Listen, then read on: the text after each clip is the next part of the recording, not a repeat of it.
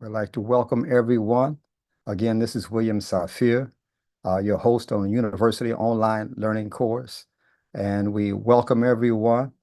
And we want to start this class uh, officially with uh, Allah's permission, Allah's signature, uh, with Bismillah ar-Rahman ar-Rahim. And it's certainly a time in the course of what we call the human history for uh, receiving and seeking uh, the merciful benefaction and redemption from the source creator. So we want to start in gratitude. And if you have not done so, get your note-taking material ready for a very interesting and exciting subject today, uh, nurture versus nature.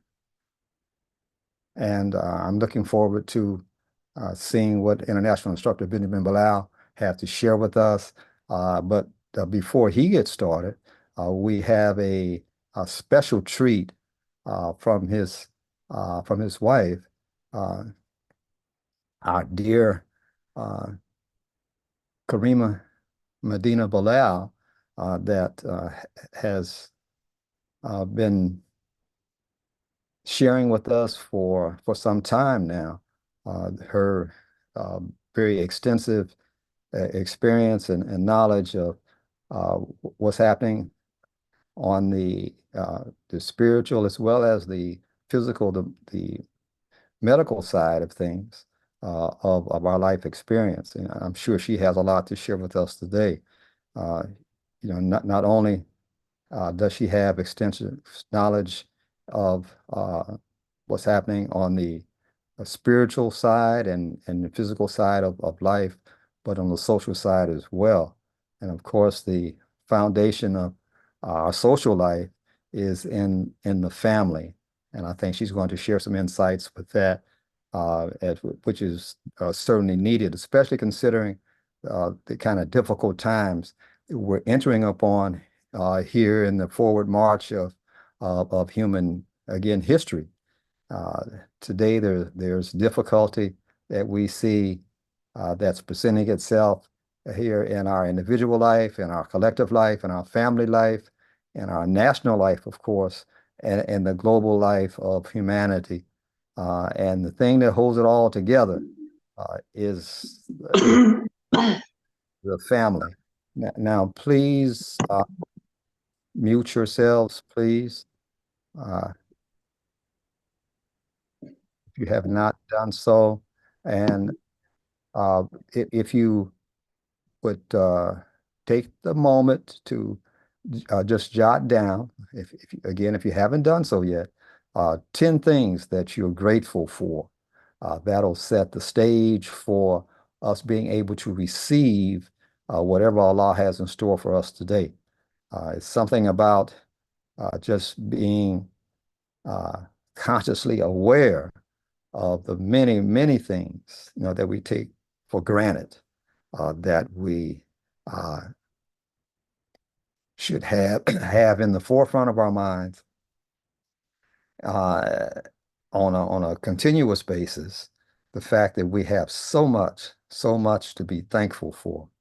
And talking about thanks, I'm certainly thankful for having this beautiful face in my life, my dear sister, Kareema Medina Bilal. And what I'll do very happily is pass the talking stick on to her. I'm sure she has a lot to share with you today. Inshallah, inshallah. Can you hear me? Can I be heard? Can hear you well. Excellent, We excellent. just lost the video though. Okay, well, I'm sure all that'll be coming soon. We need to get the Okay. visual back. Okay. Yeah, so uh, Bismillah, as you said earlier, for those who may not be familiar with what that means with the name of Allah. And to those who are not familiar or who may be somewhat intimidated by the name Allah, it simply means the source creator. That is what the source creator, that is the master of the universe, the one who created all things. In Arabic, we call that one Allah. I greet you with the warmest greetings that are possible on this Sunday, October 27th. And I'd like to introduce you to a project of mine. It's called Merge, Don't Marry. Merge, Don't Marry. And part one of this project is the Select Your Soulmate series. Select Your Soulmate series. This came to me as an idea Allah put in my spirit after listening to some of my counseling clients, uh, the difficulties they were having in their relationships. And it occurred to me that the easiest way to prevent divorce is to not get married in the first place. That may sound like a contradiction, but as I unpack it as we go along, it does not mean that you do not form long lasting, meaningful relationships with the person of your choice. It simply means that you keep the government out of your business. That is a renegade position, and I take the heat for that without concern. I think it's very important that you take responsibility for your life and you're able to do with your life what you feel you must. And the only restrictions that should be placed on your life are those which hamper the freedom of somebody else or harm somebody else. Other than that, these are agreements that are made between people. And the clearer you are about the agreement that you make, the more beneficial that agreement will be, the easier it will be to manifest the details of that agreement. So with that in mind, I begin. My first caveat, the first thing I want you to be aware of, is that as you are selecting your soulmate, notice I didn't say wife, I didn't say husband, I said soulmate.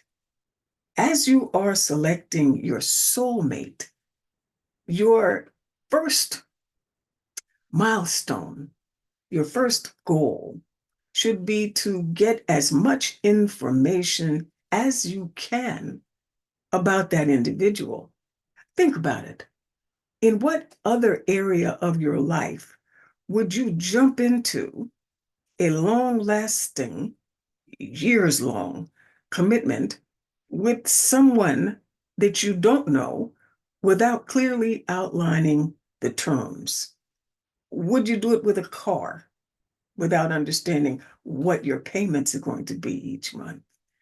Would you do it with your house, a 30-year, in most cases, a 30-year proposition, without knowing the details about the place you're going to occupy and how you're going to pay it back and what your rights, your responsibilities, your privileges are?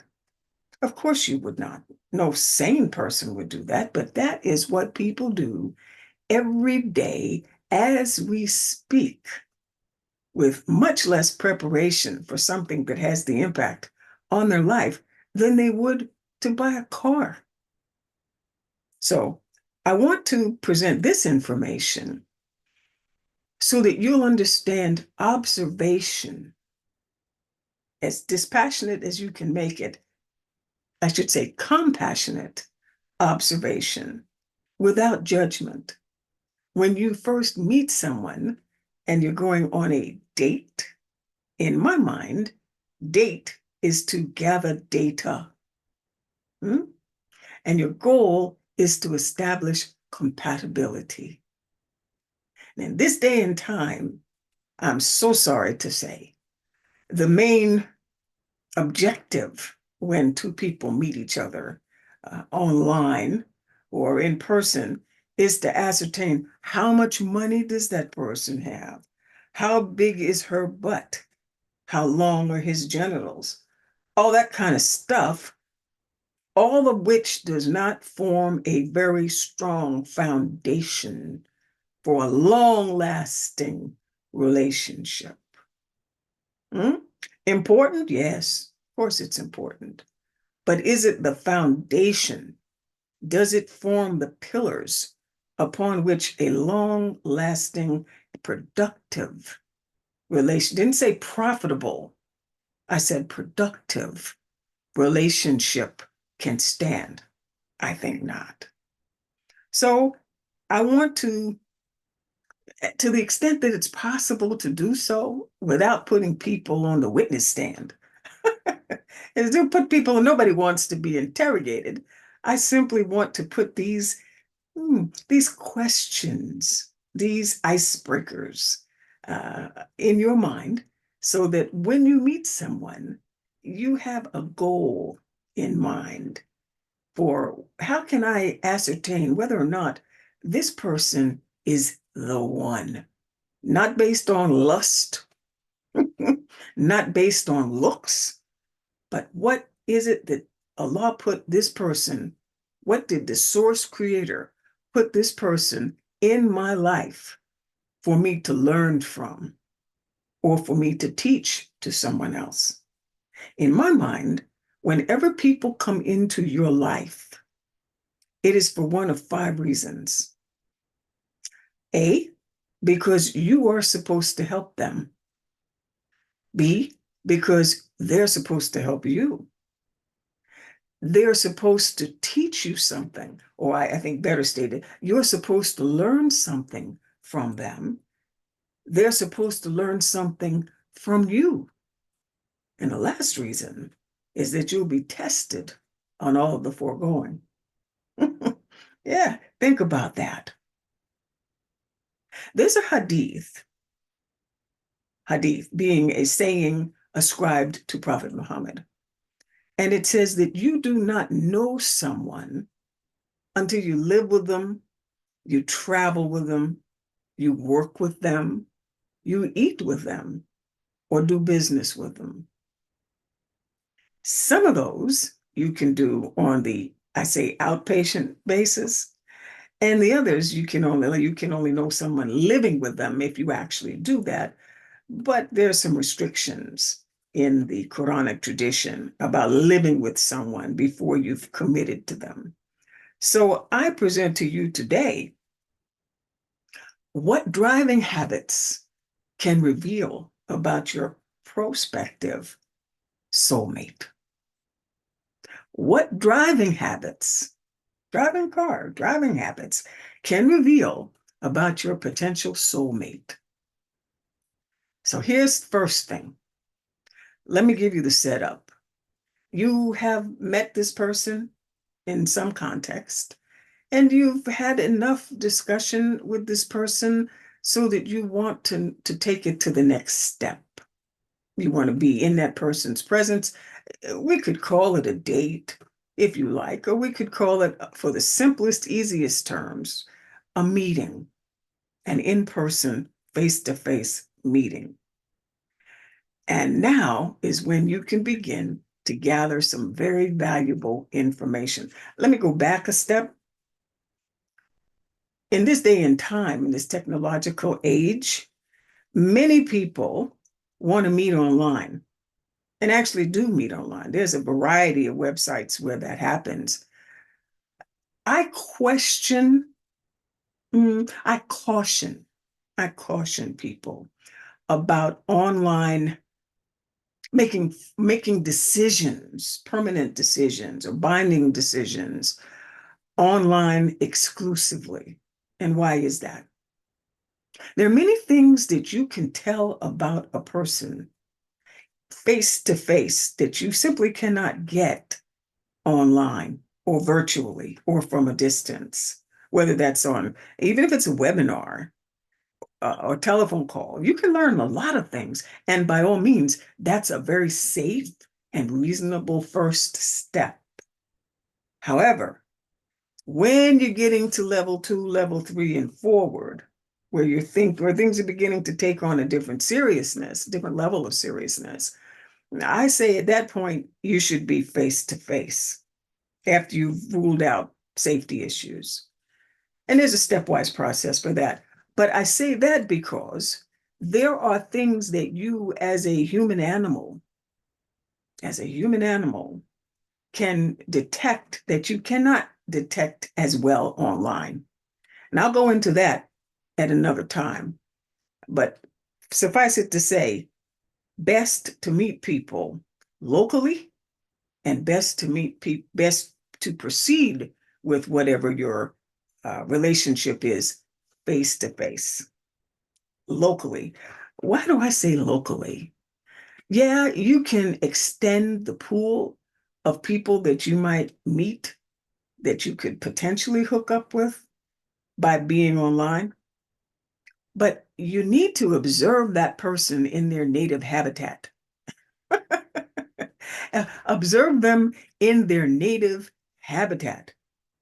Everybody puts their best foot forward in the beginning, but seeing how this person lives, seeing how this person conducts business is a wealth of information that you just can't get. How does a person smell?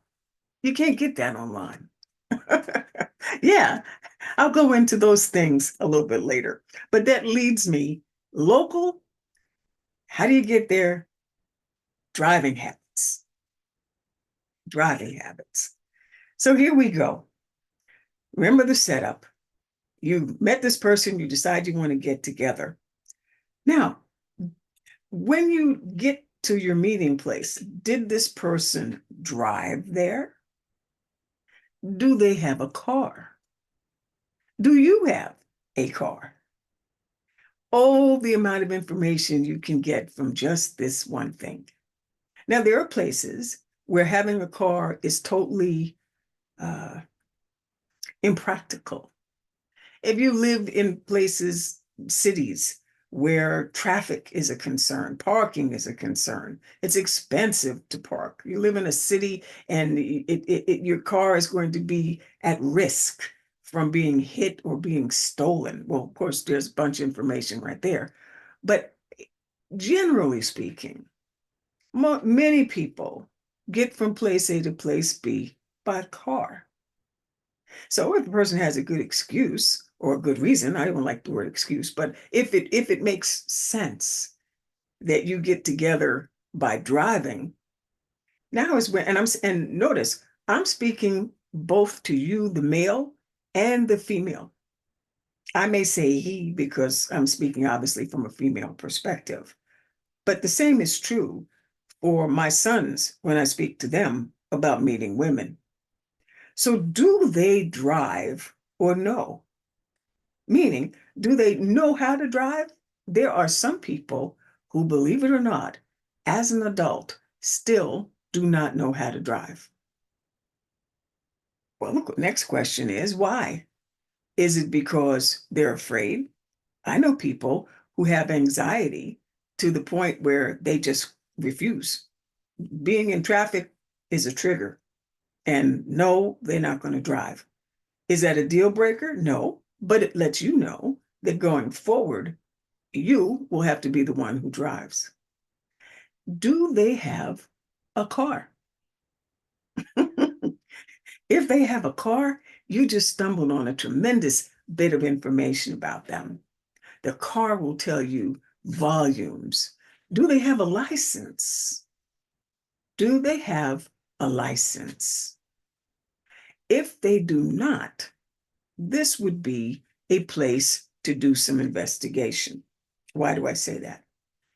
Here in the United States, your driver's license is your primary means of identification. Anything that you want to do, signing a contract, taking out a loan, um, vote, any of those things require identification. And the most common form of that is your driver's license. Now, there are some people who, for whatever reason, lost their driver's license. It can happen. It can happen when folks have child support issues. Okay, that's understandable. And it's not a deal breaker. but it's something to be aware of going forward. In that case, they'll have a state issued ID. Very important thing, this having a source of identification, very important. Here's a case in point. You might meet someone who's from a foreign country, and that person may not have your best interests at heart, or I should say, has their best interests as their primary concern. So they want to marry you or connect with you so that they can get citizenship. Nothing wrong with that, as long as you know that going in. But if they're presenting themselves as already having that in place, A, there's an honesty issue, and B, it's something you're going to have to address at some point in the future. It's just good to know it going in. All these pieces of information don't have to be deal breakers. They're just good things to know going in. If the person does not have a driver's license, is it just that they never got it because they live in a city, took the subway all the time and didn't think it was necessary, but they have some other form of ID? No big deal. But supposing the person had a license and it was revoked because of driving under the influence. Do they not have a license because it was revoked? They didn't have insurance. Again, not a deal breaker, just information to know. Was it revoked because they had child support issues? That's something for you to know. And whether or not this person, male or female, is upfront about this information is something you should be aware of. Next thing, the car that they drive. What kind of car is it? Is it a sedan? That means a four-door car? That tells you that the person is practical versus the person who is driving a two-door car, especially a two-door sports car.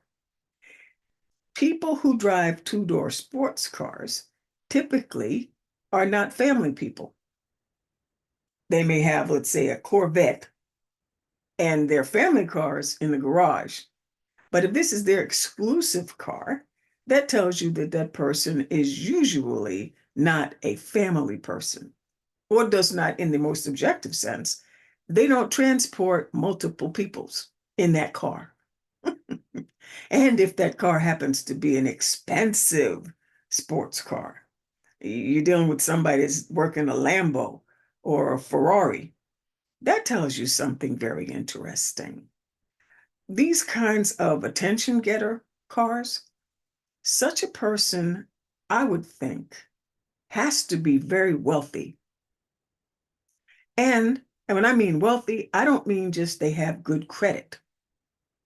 I mean, they have to afford a Lambo or to afford a Lamborghini or a Ferrari. These are expensive cars.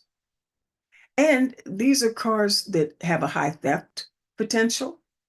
And it also means that when you go out, half of this person's attention is going to be on, wow, I hope nobody dents my car. These are the people that take up two parking spaces when you go someplace in the parking lot and they're parking in two parking spaces in a corner of the lot because they don't want anyone to bump up against their car.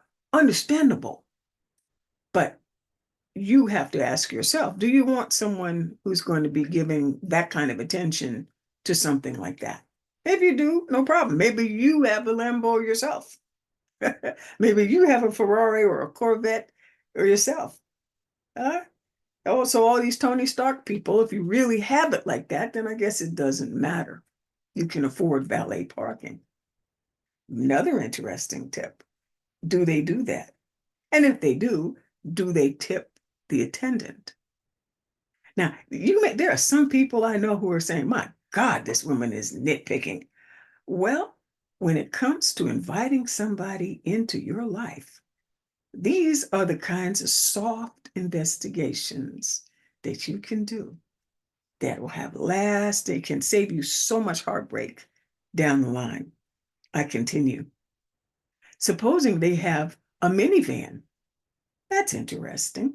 These are people who use their vehicles for work or to transport people. These are eminently practical people, largely mothers.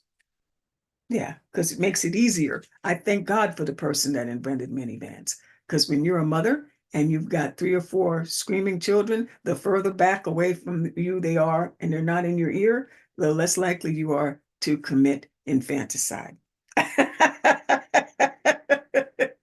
The less likely you are to do the Bruce Lee back fist. The color of the car. There are some people who have to have loud color, attention-getting cars. These are red cars. These are orange cars, lime green cars, silver, not silver, uh, orange, lime green, fluorescent cars. To me, this is a person who wants to call attention to themselves for what they have versus who they are. Just a thought. Now, again, these are only my life observations, and you can make of them what you will. I also pay attention. I mentioned it earlier, but I'll state it again. The model of the car. What this tells you is about personality, and it tells you about finances.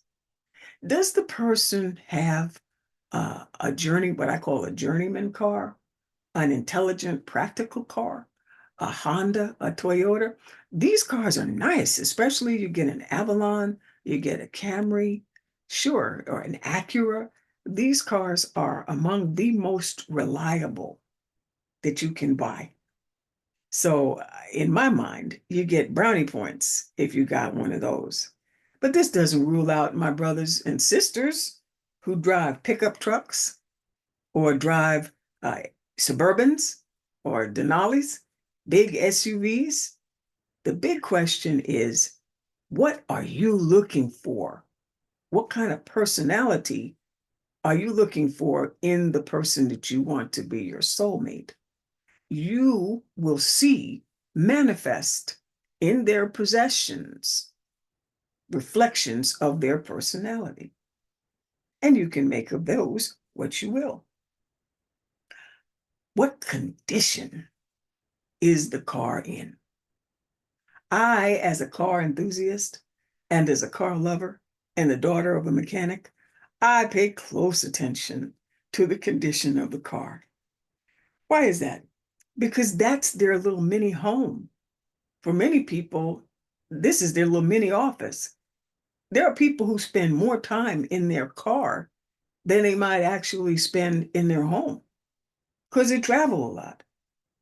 So I pay attention to what is the condition of the car. Are there dents? Looking first at the exterior. Are there dents in the car? Now that can happen without any fault to the driver. Somebody backs into your car or somebody hits you. That can happen. My question is, how come it's not repaired? Is it because it was a hit and run? They don't know who did it? Well, even if that's the case, you have insurance. That's one of the things that will trigger that question. Why don't you have insurance? Or do you have insurance? Because if you did, then your insurance would fix that. If you haven't, and your bumper is held on with duct tape,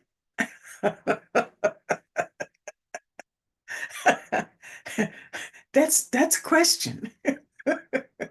Especially, I love those. I look to see if something is held on with duct tape, what part of the car is it? Is it the door? Is it the window? These are questions you may want to ask.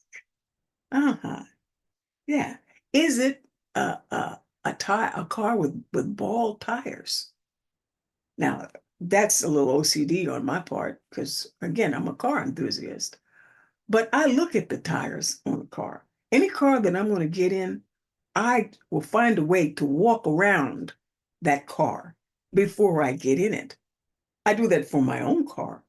Why? Because I want to know if something's dripping. Am I losing fluids underneath my car? But you look at the tires on a person's car, are they still working spinners? Do you remember those? Those 20-inch rims with spinners? Again, these are people that call attention to themselves. If you see a car that has a really shiny, all four really shiny rims, this is an interesting thing to note because those kinds of wheels can set a person back thousands of dollars. In a person who's driving a car like that, I would expect that they are not living in their mother's basement. I would expect if you've got thousands of dollars to spend on tire rims, I would expect that you're pretty landed and that your basics are covered. And if not, I would want to know why. Yeah, that would cause me to pause. Huh? And by the same token, I'm not going to get in a car with somebody who's got bald tires. You know, the tires where there's no tread left. If you can see that from the outside, that's a problem because it's an unsafe vehicle. Hmm. What does that tell you? Well, people that do not value safety are people that I look carefully at. And let alone you're going to invite somebody else into an unsafe vehicle. Hmm. That's something that gives me cause for pause. What's the cleanliness of the vehicle? This will tell you so much. A person who has a cluttered, dirty vehicle likely has a cluttered, dirty home, or at least has cluttered thoughts. Why? Because clutter is noise, at least to me. Now, if you are yourself such a person, if you are yourself such a person, hey, rock on. Remember, the point of this is not to tell you do or do not. It is simply to give you cause for pause and think it through because in the end, your soulmate has to be compatible with you. Their habits have to be compatible, not the same, just compatible or complementary with yours. Otherwise, you're going to run into what I call the mechanics of daily life. I am a person who's very particular about my cars. Being the daughter of a trucker and a mechanic, I'm extremely particular about my cars. And it's only recently that I would allow anybody to drive my car. As a matter of fact, that was one of the tests that I administered to Instructor Bilal. I had to see how he drove. Hmm? Before, and with that, that solidified other decisions I had made. But I will not allow just anybody to drive my car, not just because they might hit it. That's what insurance is for. But because my car is personal to me, it is a reflection of my personality. And before I was injured, I injured my knee just recently. I used to, at stoplights, I'm the kind of person who at stoplights would have dusting materials. So you have long lights, I dust off my dashboard. I'd spray and wipe my windows, my mirrors. That's the kind of person I am. I used to have a spotless car. So these are just personality things. When you look at a car that's cluttered and has garbage in it, what kind of garbage does it have? Do you see alcohol bottles, beer cans? Interesting. That tells you this person drinks while they're in the car. Do they have energy drinks? Littered cans of Monster all around.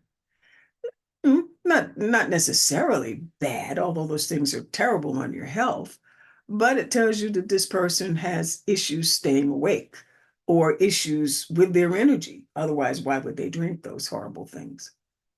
Do they have food wrappers in the car? Do they have immortal and ancient French fries in their car? I watch a series called Detail Geek. I recommend it. It's really good for just mindless, letting your mind wander. And in the car, he pulls out French fries, and they look just as though they came out of the restaurant, out of the fast food place. These things don't age, they don't mold, they don't do anything. They just ossify. So those kinds of things, old honey mustard containers, old ketchup containers, packets, that's just information that the person eats fast food. Not a crime. That's just that's going to give you some information about their health. People who consume large quantities of fast foods either have economic issues, laziness issues, or they have poor eating habits. Lots of justifications for it, but information. If you do that, you guys are compatible. Rock on. But supposing you're a person whose fast food is Chipotle, or you're a person whose fast food is Panera. Again, information about how people care for their bodies.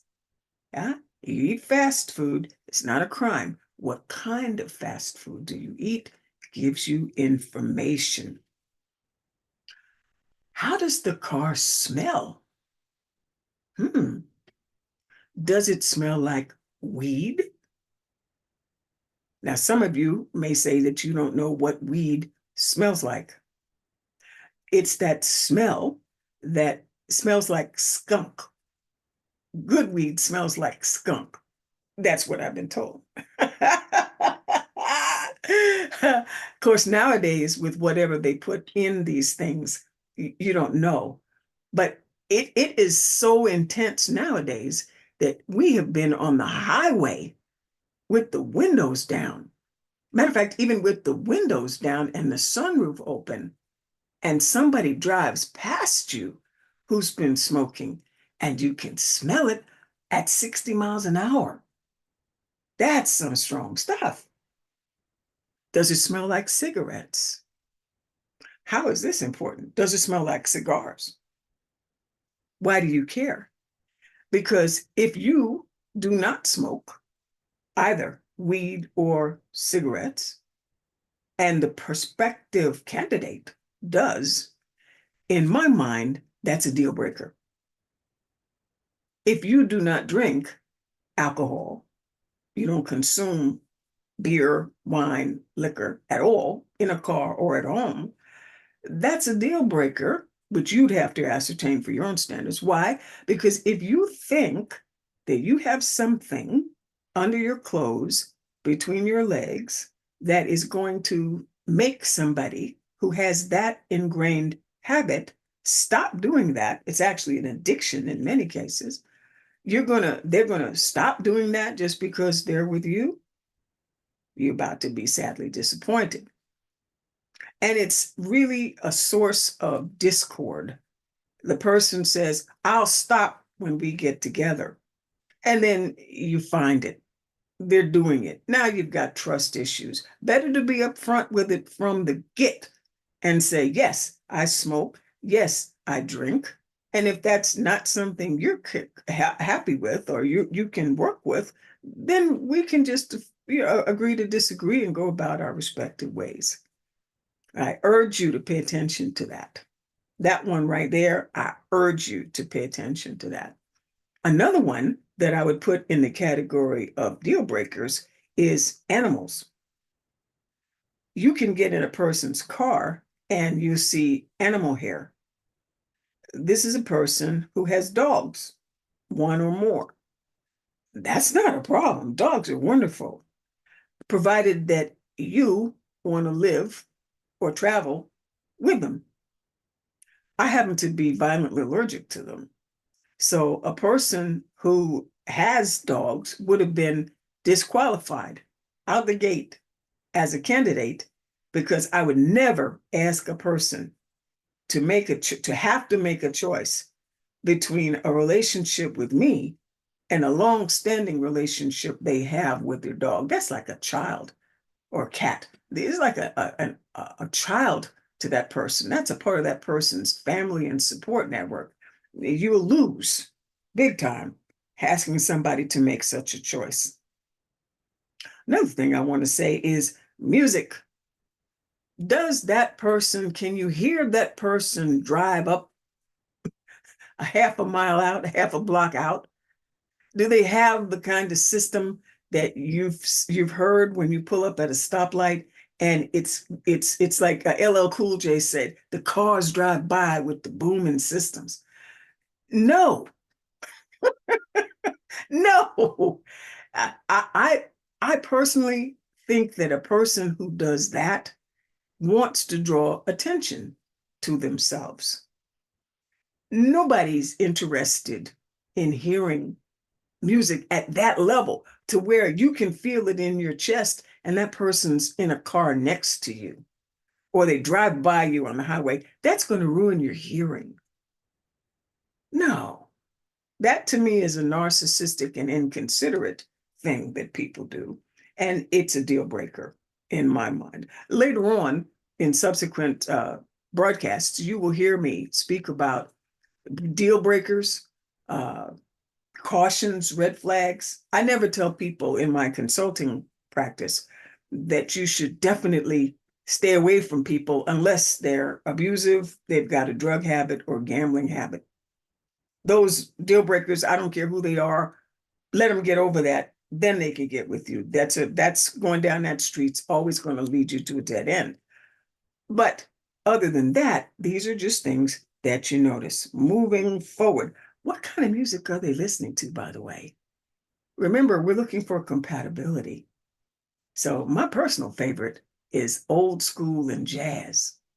One of my favorite things to do with my beloved is that we're going down the highway. We got the sunroof open and we're playing Michael or we're playing Stevie or we're playing Kirk Whalum or Gerald Albright or any number of other old school human music.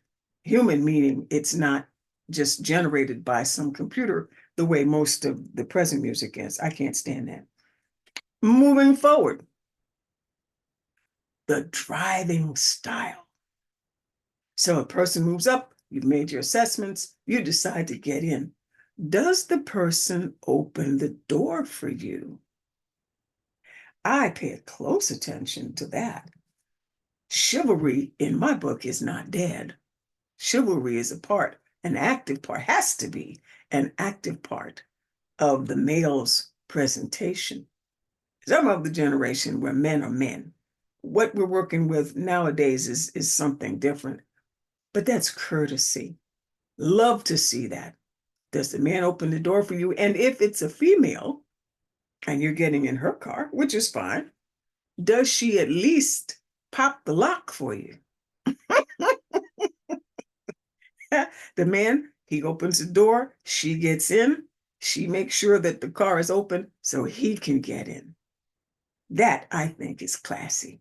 That's like opening the door to a building for you. That's courteous. And I respect courtesy in a man. Now, you younger people, maybe that doesn't matter.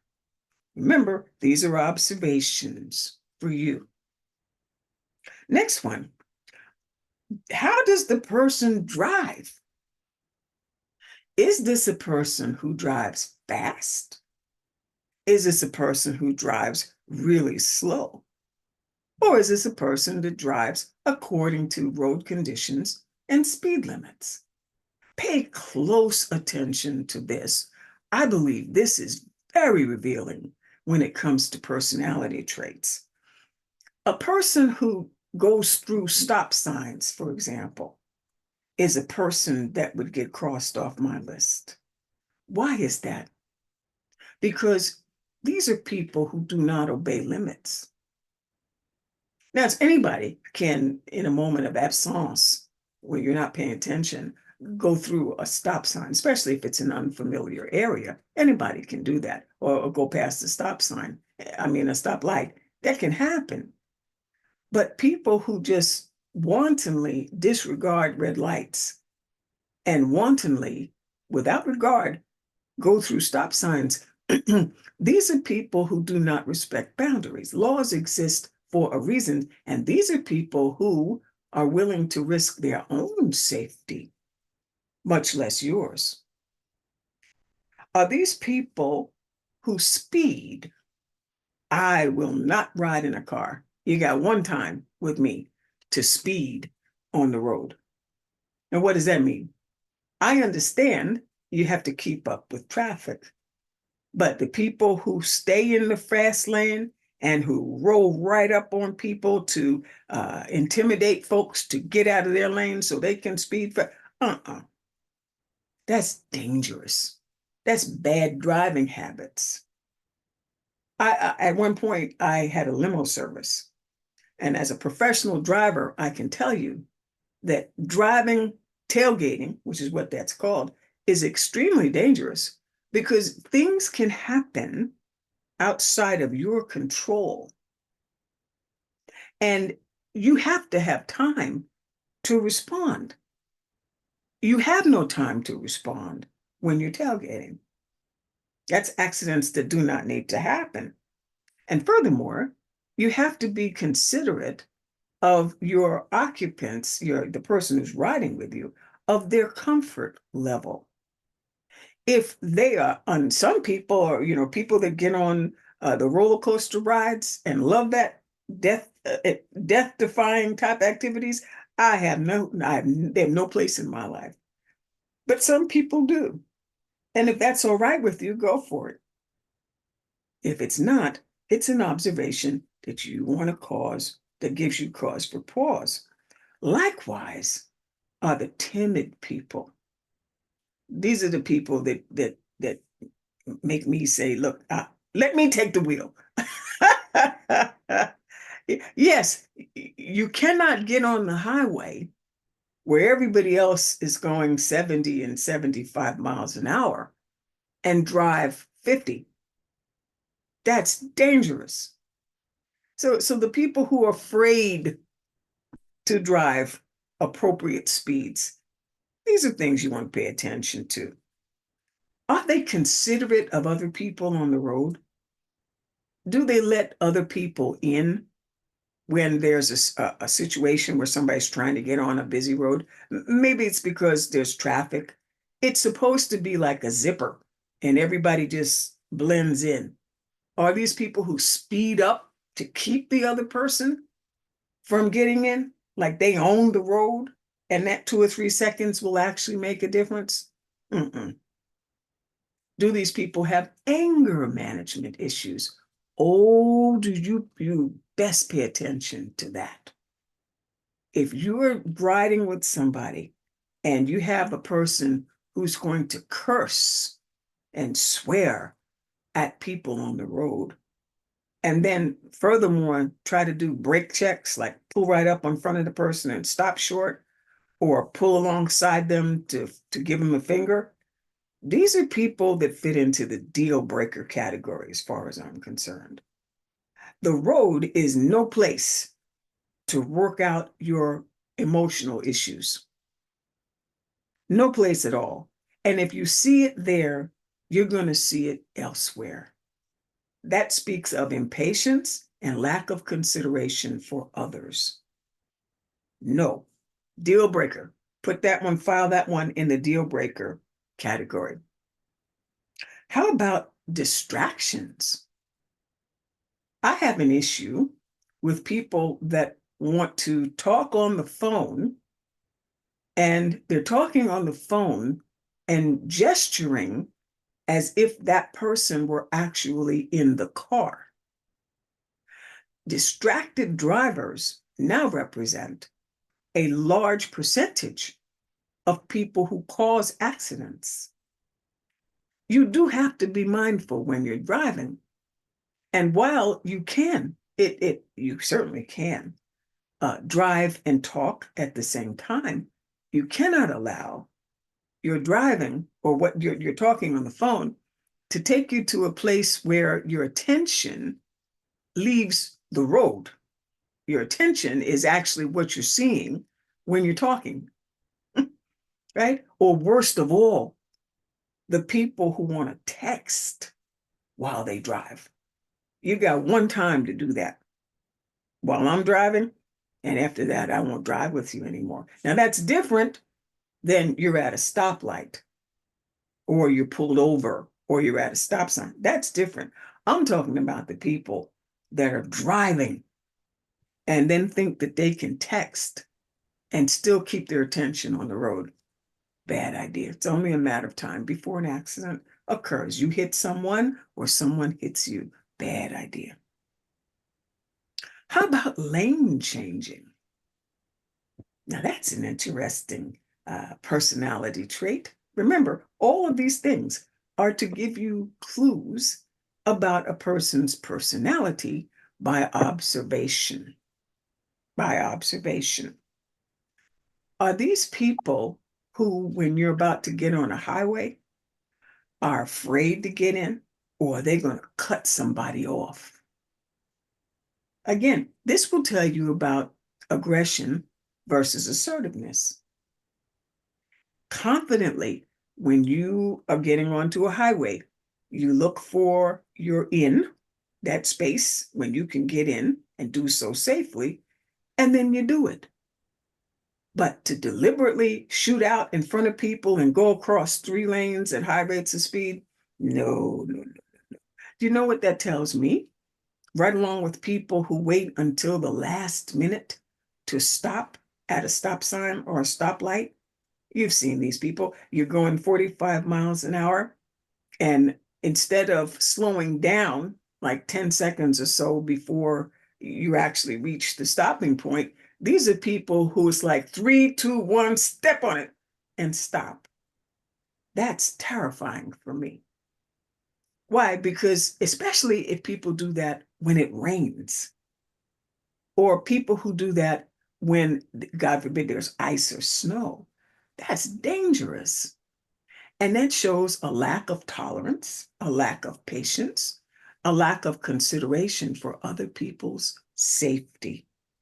And you know what else life experience has taught me about that? These are people who operate on very thin margins. What do I mean by that? Typically, in my experience, my life experience, people who wait until the last minute to stop are often people who have problems paying bills. Everything gets paid at the ultimate last minute. These are people who have planning issues. When it's time to do something, these are people who will wait until the last minute to do it. I have issues with that. I prefer not to operate that way, but it's the way people are. Now, it's not for you to judge people and say they're bad for doing that. That's their MO. This is how they conduct their business. The question for you to ascertain is that compatible with the way that you conduct your business? Not for me. I don't like see it's another expression of people who are in the high adrenaline phase. There are some people who like that adrenaline rush, that challenge of doing things last minute, high pressure, high stress. I'm exactly the opposite. I like planning. There's always the unknown. There's always things that you cannot anticipate, but to the extent that I can, that's what I want to do. I like anticipating those things. And I like to leave as much timing for what I call the strange thing. And what do I mean by the strange thing? It's the corollary of Murphy's Law. Whatever can go wrong will go wrong. Now, that's a very pessimistic way to look at things. But in my 72 years, almost 72 years now, My life experience has taught me that a lot of stuff can go wrong. And the more you can allow for it, the more you can plan for it, the more you can mitigate its effect on you. Allow people to do what they will, live their lives the way they will. But to the extent that things affect me, I want to have control over them. And one last thing, do these people know how to park? All the things you can learn about the way people drive. Parallel parking is very important. And you'd be amazed at how many people can't do that. What does that tell you? That tells you, in my mind, now this is metaphysical, but it's their ability to fit in to situations that already exist, right? Or back into a parking space straight. These are small things, small things. Do these people, your prospective candidate, does he or she pull into handicapped parking spaces? That one right there, that one right there, that would put up a flag for me because that to me, that is taking something away from somebody who's handicapped. And that's a singular lack of consideration on my part, even though nobody may see it. Even if you don't have the handicap sticker in your windshield, nobody might see it. But in my mind, if you're going to do that and hope that you're going to get away with it in the interest of expediency, and somebody who genuinely needs it will have to go without it, that's a singular lack of consideration, and it bothers me. So, in the end, the questions that you'll have to answer, and there are many of them, I can go on and on and on, but this is just to whet your appetite about things that a person's driving habits will reveal to you about a prospective soulmate. And I invite you, if you like the content that you've heard, I invite you to contact me at onesacred, SACRED, service, SERVICE, at yahoo.com. I do a service, I have a practice where I help people who are looking to get married or who are looking to get divorced. I call it exit counseling. And I do this as a service to my community. In the end, the goal is to get you what you want.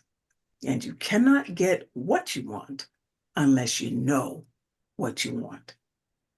So this is Kareema Medina Bilal signing off. I'm going to pass the mic to Instructor Bilal, and he'll be joining you in 5 minutes while we make the transition here. And I invite you to come check me next week. And in the meantime, by all means, contact me, onesacredservice at yahoo.com, and I will do my best to help you in any way I can. All of this will be coming up in a book soon, with the help of Allah, soon. And this is to whet your appetite and acquaint you with what I'm doing. In the meantime, stay strong and continue along the path that Allah is guiding you, and be happy. Don't worry, be happy. Peace and blessings. Stay online now. Stay online, stay tuned. Instructor Bilal's on his way. This is Kareema Medina Bilal, and I'm out. Well, we definitely want to alert everyone that it's time. If you have not gotten your writing materials, your note-taking materials ready, you have just a few seconds to get up and do that. I'm anticipating something today that is probably going to be very meaningful for all of us, considering what's happening in the world, what's happening in our own minds and hearts right now, and what's happening globally. This is certainly a time to consider the difference between this idea that's so close, of nature and nurture. And if we look at it in terms of our genetics experience, you might say that those two words are almost one and the same. But this in the fine distinctions of things is where makes a difference in life, as we just saw with what our sister, it was so beautiful the way she did that. Took a driving experience, and looked and saw how much information you can gather about an individual, their psychology, their personality, the way they live their life, the way they think, the way they feel, just by observing. So I'm sure that as we listen to our uh, international instructor, Benjamin Bilal, he will take us on the next leg of this journey today in our University Online Learning course. And with that, I'll pass the talking stick. All right. Thank you very much, William Safir, for the excellent job that you're always doing for us. Greetings to everyone on this Sunday, October 27th already? Wow, 2024. I am your international instructor, Benjamin Bilal, coming at you with another power-packed piece of information. Today's lesson will be centered around the concept of nature versus nurture, and I call it 3.0 because we've been here before. We started this conversation maybe a little less than a year ago, I think.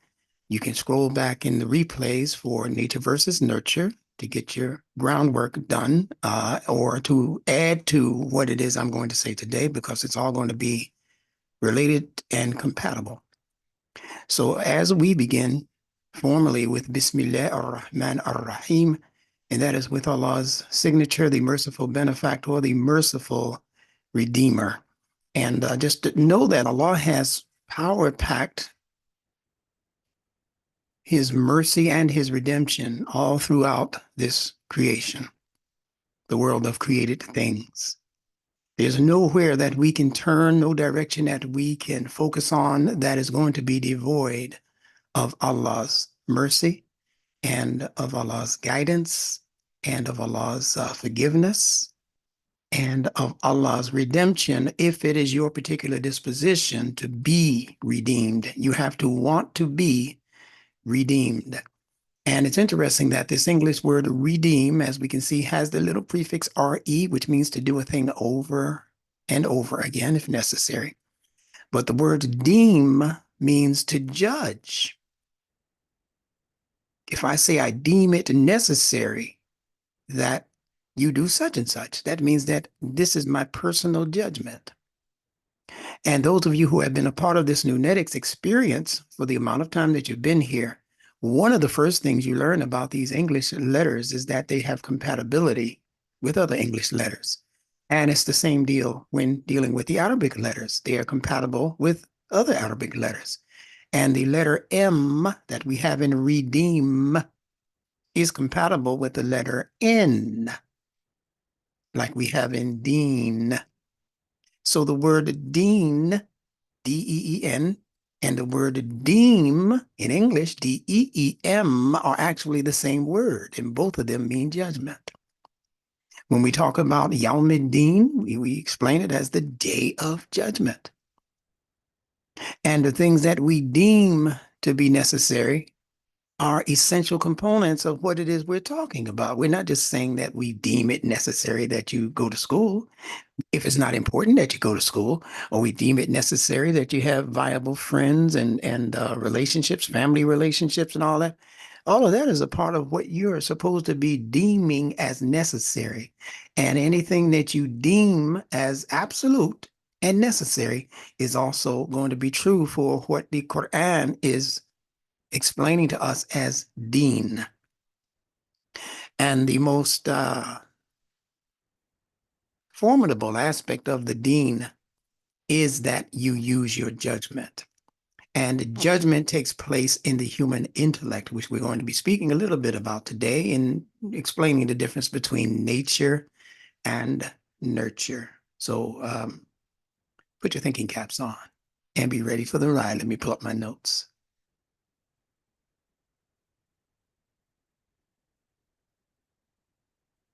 Okay. So thank you all again. I thank my wife, Kareema Medina Bilal. Those of you who were able to be present for her presentation, you know that you got a good deal today. Oh, you got a master blaster whenever Kareema takes the mic. And she was talking about the importance of a person's driving habits. Very important words in the English language, you know. Drive, it means many things, not just sitting in the seat of your vehicle, making left turns and right turns and backing up and moving forward and all of that. Yeah, that's driving when it comes to a vehicle, a mechanical vehicle. But, you know, nature also has drives. Yeah, nature has drives. You call them your human urges, URGES. And your urges are designed to do exactly what the word suggests, to urge you to do certain things that your intellect might not be prepared for or might not even know how to do. But your urges are going to continuously drive you until you figure out what to do about that particular sensation that needs to be satisfied. That's what an urge is. It is a predisposition in the biology that is motivating you and moving you towards doing certain actions that are going to be designed to help sustain your life. So they're not just any urges. They are urges that are designed to sustain and further, further the life. So if you're not understanding the difference between nature and nurture, you're going to understand just a little bit more about it today in this relatively short discourse, because we're only working with about another 30 minutes and we're going to try to squeeze it all in, inshallah. So be prepared. Now, I'm going to quote to you a very important saying from Imam W.D. Muhammad. Many people, I'm sure, have read it somewhere in a Muslim journal or somewhere, but they may have even heard him say it in the lecture that I'm pulling this from. But very often people make these short statements that are full of hikmah, full of wisdom. But because they're so short and concise and precise, people don't really give it the time of day that it deserves. Imam W.D. Muhammad said, quote, "The human being is matter intelligized."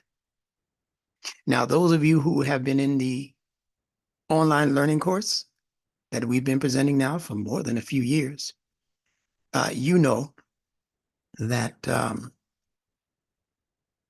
we've been dealing with the subject of what is intelligence and what is the human intellect. Two different words with two different meanings. But if you got that far with us, then you should be able to figure out what Imam Muhammad is saying with this statement here. He said the human being is matter intelligized. Now, intelligized is from the word intelligent. It's not from the word intellect. It's from the word intelligent or intelligence, which means the internal, in, communication, tele, coming from where? The gens, the genes, your genetics, your DNA, RNA. See? Allah has already power packed your genes with information that is designed to do what? Help you to survive and to thrive. You survive based on your intelligence clocked into your genes, and you thrive based on the motivation and the evolution that's supposed to take place within your intellect. Now, intellect means internal, I-N, election. See? I-N-T actually. Internal, int, elect. Internal, election. Those things that you are choosing to do in here because of the magnificent tool that Allah has gifted us with called the human brain, or more importantly and more precisely, the human mind. Not the brain so much. The brain is just a physical tool. But the mind is something that you can't put your hands on. You can't open up the skull and take your mind out. You can't have brain surgery, and when they open up the cranium, all kinds of words and concepts and pictures of things fall out. No, because the brain is just a vehicle through which the mind is operating. The brain is temporary. The mind, oh my goodness. You might say within a certain kind of framework that the mind is eternal. It carries an eternal property because the mind is the primary carrier of the energy that you use to think with. When the body dies, the brain dies, and there's no more thinking taking place in the brain, but it doesn't mean that there are not still thoughts. It doesn't even mean that you won't be aware on some level of still what's good. We've heard these stories about people dying on the operating table and they see themselves rising up out of the body as a spiritual kind of ephemeral existence or whatever.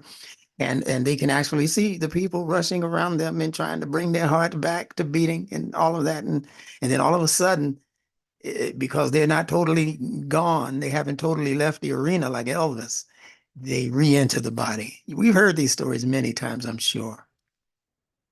But the point is that after the physical body seemed to become deceased, there was still an existence in the form of an energy field, an energy body. And it's the energy that science says never dies. It's neither created nor can it be dissipated. And that's in the relative sense. We're not talking about living forever as though we are the supreme source creator. But we're not talking about that. We're talking about on the level that human beings are used to dealing with. So the human being is matter intelligized. What is matter? It's everything that forms this physical universe, this physical existence. From this body is matter that has been handed over to us as human beings as our responsibility. This body has a certain functionality that is inherent within it because of the way its biology is designed, because of the way that Allah has constructed these hands and these arms and these eyes and these ears and these legs and the genitalia and all of that. Allah has put specific instructions into these parts of the body. How wonderful is that? Hmm? Yeah. He's conditioned the material universe for a particular role in the universe, in this world. He's conditioned the material universe. But Allah has also conditioned the material universe in a level or at a level that science doesn't necessarily tap into. And that is that Allah has conditioned the universe and its energies to become subservient to the mind of humans. How about that one? To become not slaves to us, but to render their services to us. There's a difference. You are not greater than lightning or electricity in this case. You're not greater than electricity. One hit of that thing on your backside, you might be out of here. You've heard about people getting struck down by a lightning bolt. So you're not greater than lightning, but the human being has been able to harness lightning and harness electricity and run it through your wall through a thin copper wire so that it lights up your entire residence. That's what we mean by subservient to humans. When the human being's mind is working correctly, then the human being becomes the de facto leader of the universe without being, quote unquote, better than the universe or superior to the universe. No, the human being can disappear tonight, and in the morning, the world would be a better place at this point, based on what's going on in the world right now as we speak in all quarters of the world. If the human being were to disappear, so would air pollution. So would the pollution of our lakes and oceans and rivers and streams. You understand? If the human being would just step out of the picture or be eliminated from the picture, as Allah says he can do at any time, and create a whole nother humanity that won't be like you, like us. So it doesn't mean the human being is this great God of the universe. No, la ilaha illallah. See? There is no object of devotion that our devotional nature is to submit itself to. The only object of devotion on that level is the one called Allah. So what we are experiencing when we look in the mirror at this body, at this matter that we're looking at, this matter, this clay, that has become intelligized. It has become intelligized because of the infusion of the genes, the genetics, the DNA factor. And it made this matter living matter. There's matter that's not living matter. The rock, the fire, not even the water. We can say it's living matter where it's making its own decisions about how to do certain things, where to flow, where to become dried up, where to evaporate, where to reappear as condensation. The water is not making those kinds of conscious decisions, but the human being can make those kinds of conscious decisions when it comes to the regulation of his and her own life. You can decide where and when to rise. You can decide your own downfall. You can plan for it. People plan suicide. You can plan for your own downfall because the intellect is so precious, a tool that has been put into our hands by our source creator called Allah, that Allah gives us the role of making that ultimate decision. Allah does not interfere with those particular decisions. He warns you. He gives you warning. I don't do that. Your nature tells you, your nervous system tells you, I don't know if I really want to, and end it all. But if you decide to just buck what Allah has put into your nervous system as a warning, and this is just it for you, you can't take this life anymore, well, you can go ahead and check out. And nothing will stop you. Allah will not stop you because Allah, as I have said on many occasions, I believe very firmly that the English word allow comes from the word Allah because Allah allows. He's given you enough through the regulation of this mind, this mental stuff that we're talking about. He's giving you enough there to stop you from doing anything that will be harmful to you or to other people. But if you want to buck, if you want to buck those instructions coming to you as, instructing signs, in the heavens, in the earth, and in you are instructing signs. But Allah says, but most people are going on la-di-da. I don't care. I don't want to know. I don't know, and I don't even want to know. When you drop to that level of dissension, that's called hell. Hell is anything operating in your mind that encourages you to do less than what your excellence has called for. That's hell. You can describe it in other ways. Fire, burning up and all of the devil and the pitchfork. You can give it all of that symbolism that you want. But the fact is that you're experiencing hell in this life every day, some of you all day long, but it's your problem to fix because Allah, again, is the one who allows. Now, why does he allow? Because he has not only granted us the facility of the nature, the physical properties that make up this human body, that make up this human environment, the material world. He's given us all of these facilities, but he has also given us something that he, as far as we can see, has not given to any other form of biology. And that is that he has given us the ability to mature mentally, not just biologically, mentally mature. And it's the mental maturation that is responsible for what will eventually take us out above and beyond the things that regular things in the material world are capable of doing. There ain't no animals out there planning on going to other planets and landing on the moon and all of that other stuff, sailing the 7 seas. You don't find gorillas trying to do that on their own. So the human being, again, is matter intelligized. All of these other life forms, these animal forms, these insect forms, they are doing the do that they were doing 5,000 years ago, 1,000,000 years ago. What you see them doing now, if they were here 1,000,000 years ago, they were doing exactly the same thing. The bird was building exactly the same nest. The ants were digging exactly the same ant hole and building the same ant hill and all of those things. And nothing was different. Until the human being arrived. And he's able to take that ancient hut that he used to build and turn it into a condominium. Why? Because his matter has become intelligized above and even beyond what the DNA is allowing him and her to achieve as survival, as simple survival. He's able to go beyond survival and begin to build a life that is compatible with his highest aspirations, his and her highest aspirations. So let's look into this so that we can get a more well-rounded idea about what we're talking about when we talk about this subject, nature versus nurture. Strap in. Put on your seatbelts for this one. All created things are considered to be matter. When we say matter, we mean we consider them to be of the material world.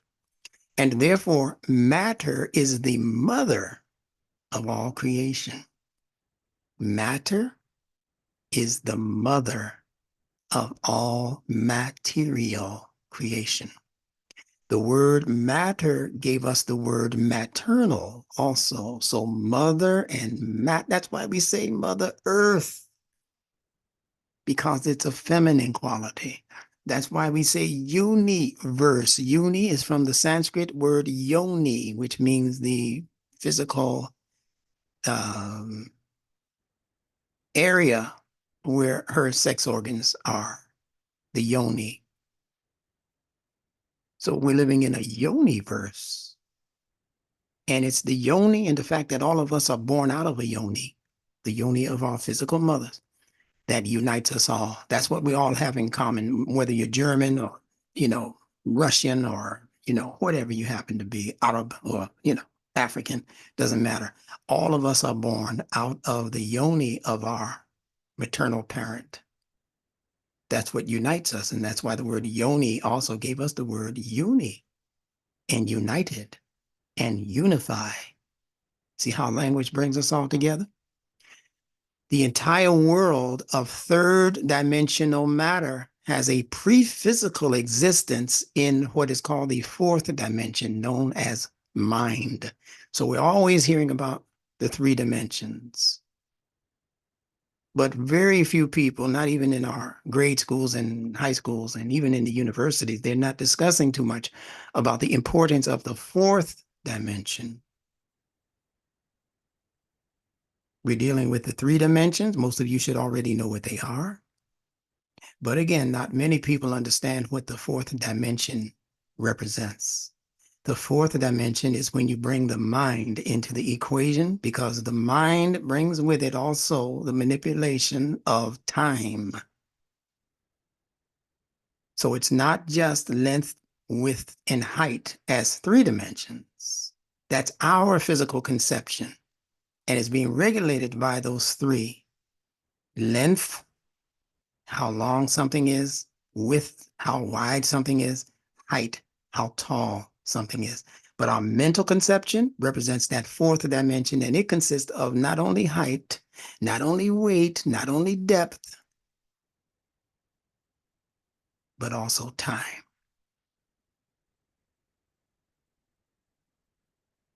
Right? It is the dimension of time that makes that aspect of the mind unlimited. When we dream, it is in the fourth dimension, which is the reason why the people we dream about can be of any age. I've dreamt about myself as the age I am now when I look in the mirror, but I've also dreamt about myself as a younger boy. There are people who dream about themselves as older people. Think about that. So they can be of any age. Dreaming is irrespective of time. Time does not factor in as far as being something definite, like this happened, what I'm dreaming about, it happened 10 years ago. You'll never come up with that concept in a dream, that this was 10. You'll recognize it in the things around you and the people around you as being 20 years ago. I dream about my children all of the time. I have yet to dream about them as the ages they are now. They're always younger. Now, maybe that's when they had the most impact on me as a daddy, But the fact is that I was my age and they were younger. You understand? My mother, she was the age she was when she passed.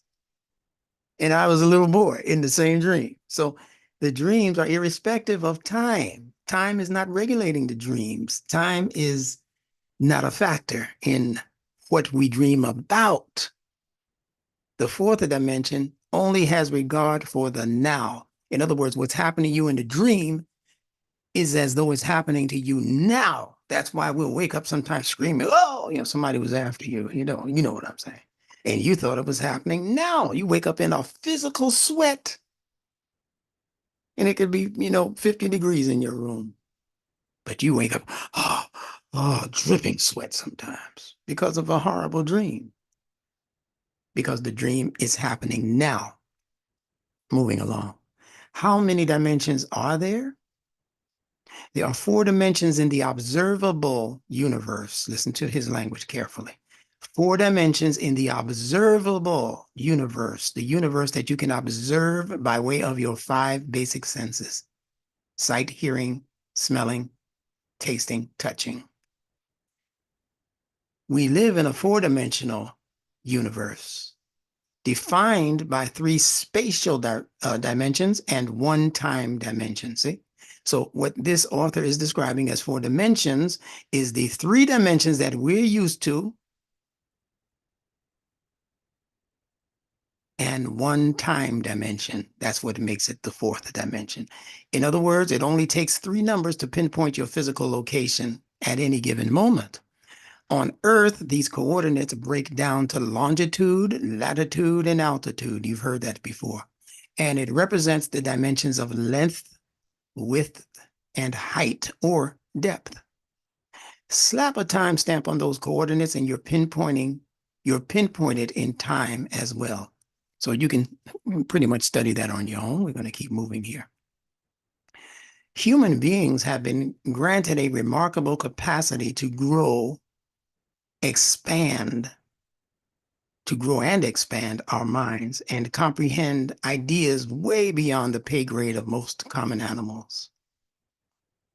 These animals, they also have these capacities for sensory observation. In fact, some of them go way above and beyond what human beings can do, sensorially speaking, meaning there are eagles that they can see a rat running on the ground from thousands of, whatever, miles, whatever it is, in the air. They can see that rat come out of the hole and scoop down, and they call it eagle eye vision, right? We can't see that well.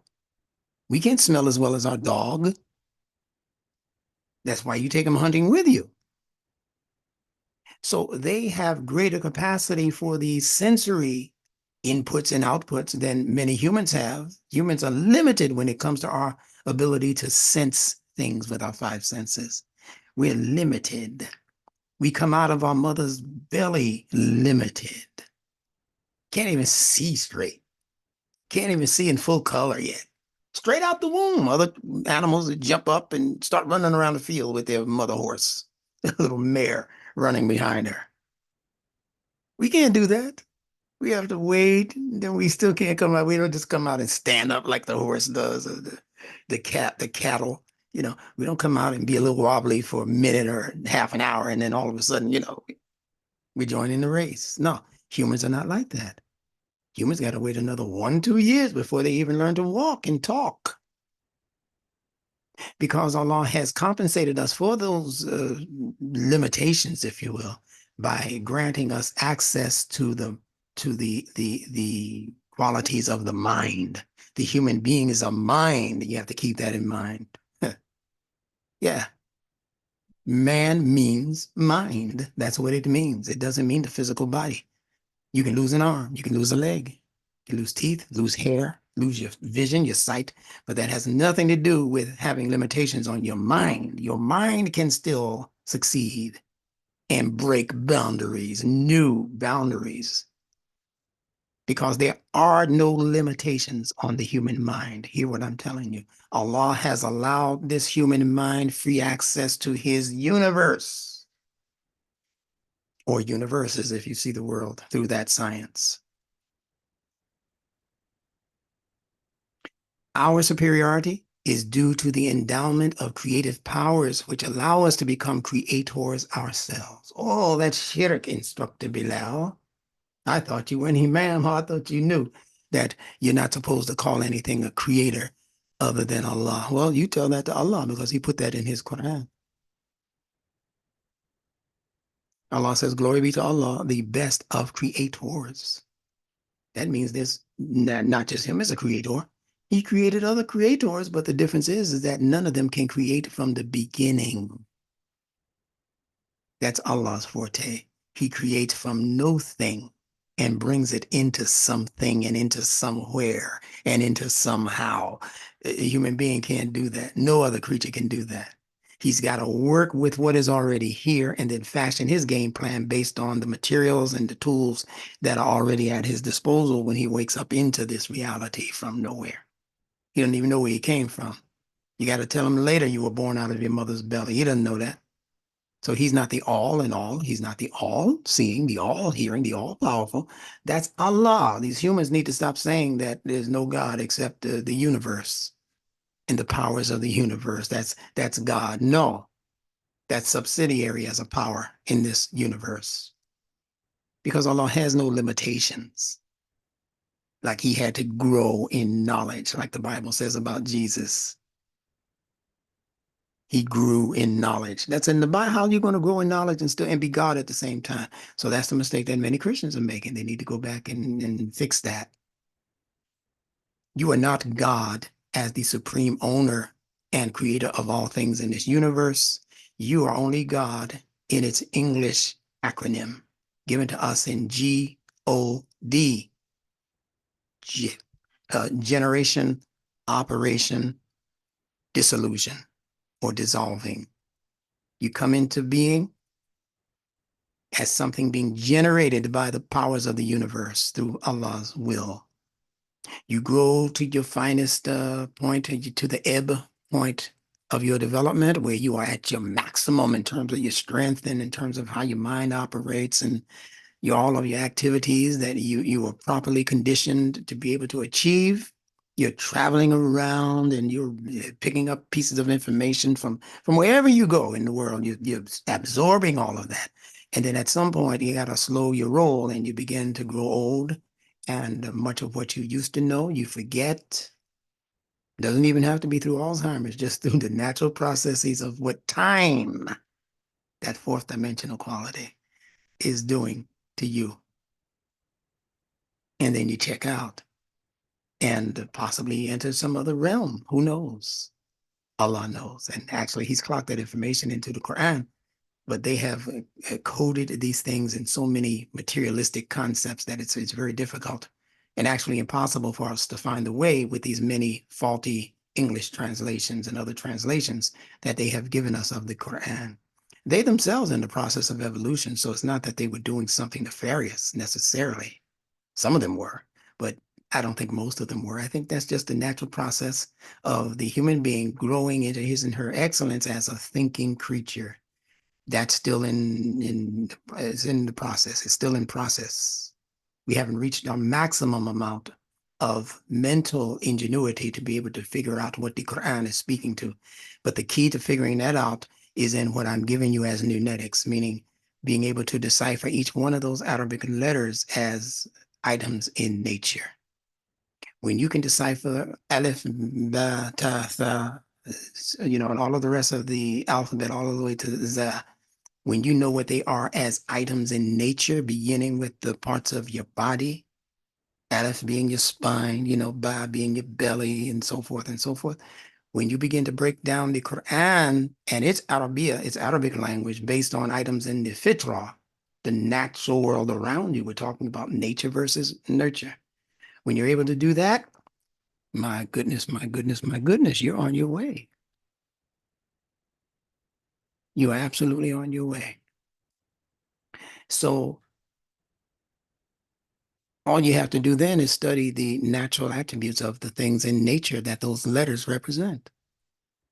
So whatever your spine does, you factor the meaning of that spine, what it does as a verb, an action word, you factor it into the meaning of the word that Allah has included that letter in, just like the word Allah. Aleph is right there in the beginning of it. That means it's operating in you, or Allah is operating in you, just like your spine is operating in your body. It's keeping you upright. It allows you, I told you Allah allows, it allows you to bend over, doesn't it? Your spine, you want to tie your sneaker or something, you bend over, you know. See how agile these babies are when they get here? We were watching our grandchild the other day. He's 2 years old and he got his legs behind his neck. And, how are you doing that?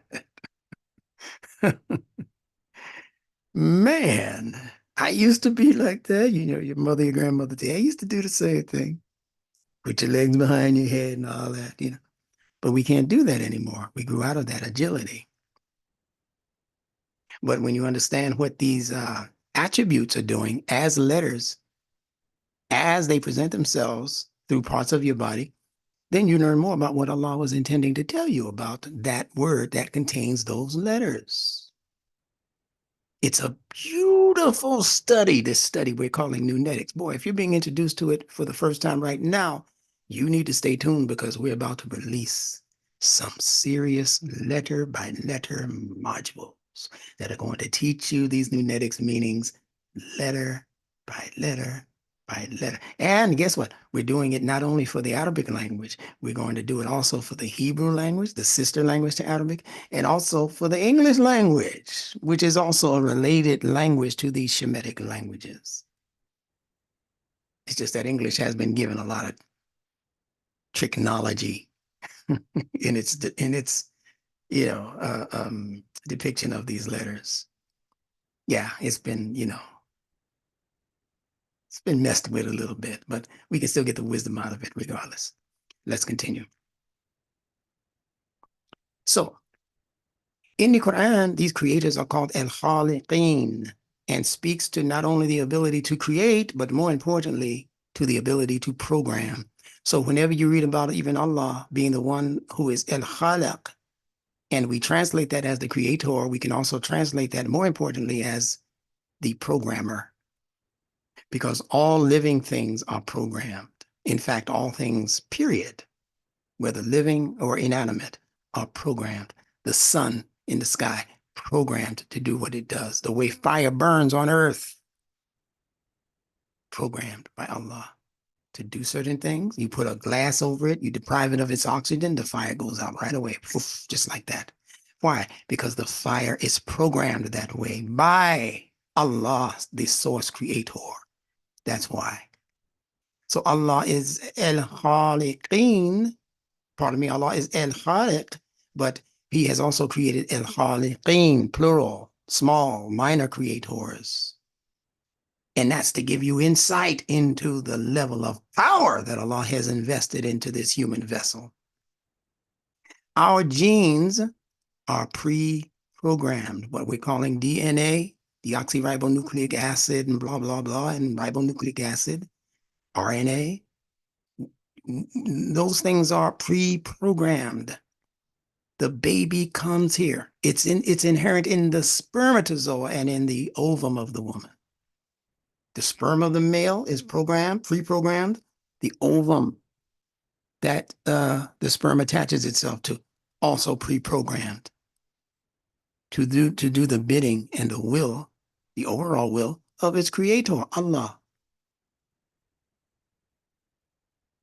So our genes are pre-programmed, while our memes, a very important word for you to know, are the result of programming based on our environment. See? So the genes are physical entities created in us. They are pre-programmed. When the life form comes here, whether it's a plant, animal, or human being, the genetics of that thing is already pre-programmed to make the sounds that it makes. If it's a sheep and it comes out the mother, it doesn't say, yo, what's up? How did I get here? No, it's not speaking English, any of these earthly or worldly languages. The cow is mooing. The calf, all of whatever it's doing. Who taught it that? It learned that through its DNA. That information came through the DNA, and it is pre-programmed.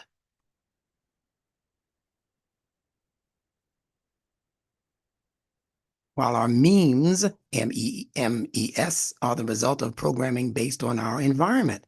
So as I told you a couple of weeks ago, memes do exactly what genes do, except that the genes are doing it on the physical level, the biological level, and memes are doing it on the sociological level, or the level of the influences coming from our environment.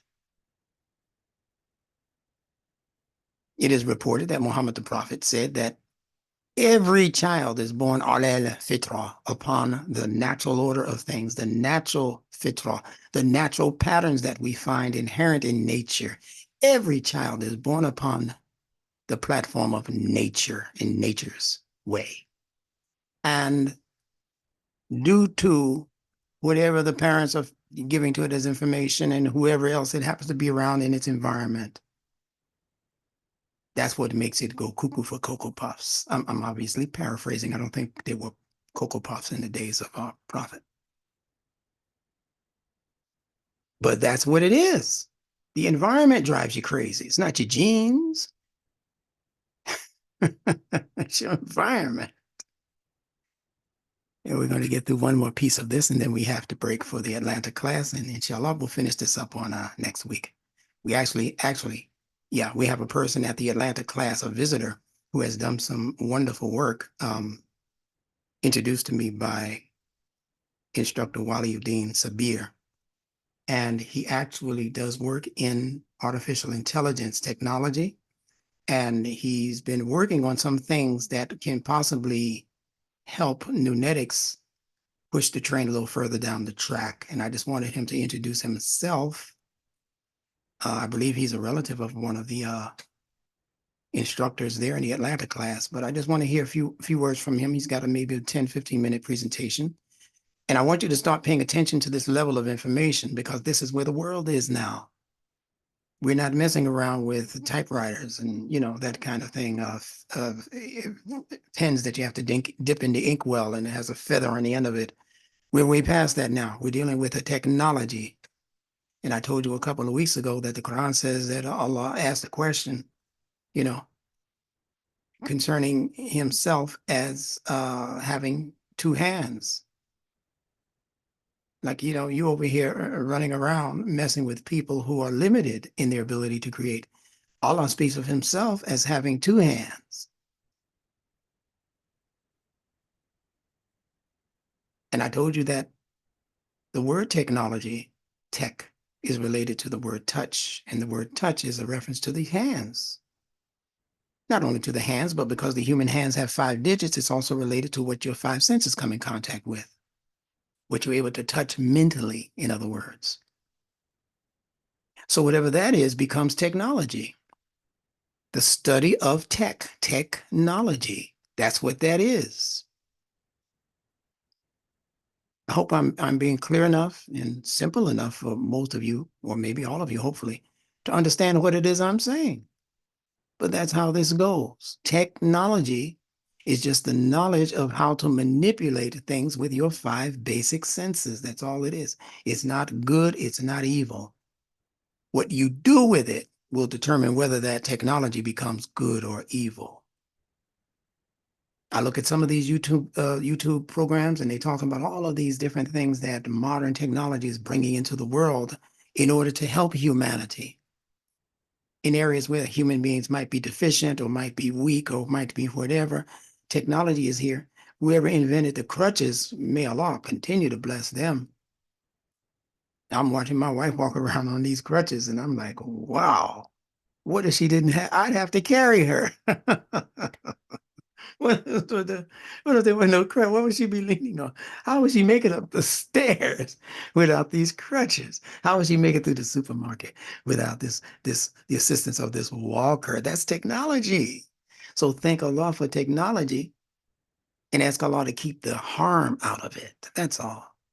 Even the gun, the bow and arrow, those things were used at one time for hunting and for fishing and so it's technology built by the hands of man, based on what was going through the minds of those men and women, of course. Man means mind. But we have a tendency to reduce it to something evil, like Satan invented technology. No, he didn't. Allah allowed for that kind of growth and evolution of the human mind, so that it could experience things beyond what the five senses could have allowed it to develop.